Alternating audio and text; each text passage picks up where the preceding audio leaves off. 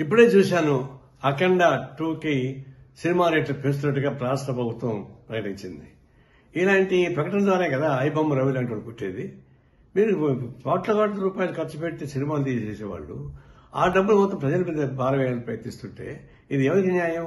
కాబట్టి ఇంకా ఈ విలువైన కాస్ట్లీగా ఉన్న సినిమాను చూడడానికి ఇష్టమైన ప్రజానీకం ఐబొమ్మ రవి లాంటి వాడు చేసిన సినిమాలు చూస్తున్నారు. మీరే సూచిస్తున్నారు. మళ్ళీ అతను అరెస్ట్ చేసే హక్కు మీకు ఎక్కడ వచ్చింది? ఈ ప్రభుత్వానికి నైతిక హక్కు లేదు. ఐబొమ్మ లాంటి వాళ్ళని అరెస్ట్ చేసే నైతిక హక్కు మీకు లేదు. ఎందుకంటే మీరే సృష్టిస్తున్నారు అటువంటి వాళ్ళని.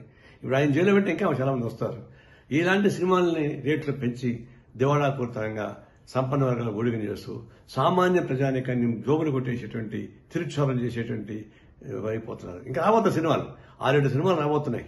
అవి ఎందుకు పెంచుతారు ఇంకా అంటే అట్లా పెంచుకుని పోయి ప్రజలను భారం వేస్తుంటే ఇట్లాంటి ఐబొమ్మ రవి లాంటి వాళ్ళు చాలా మంది పుడతారు. వాళ్ళు రావడం మీ చేత కాదు. ఇది స్వయంకృత అపరాధం.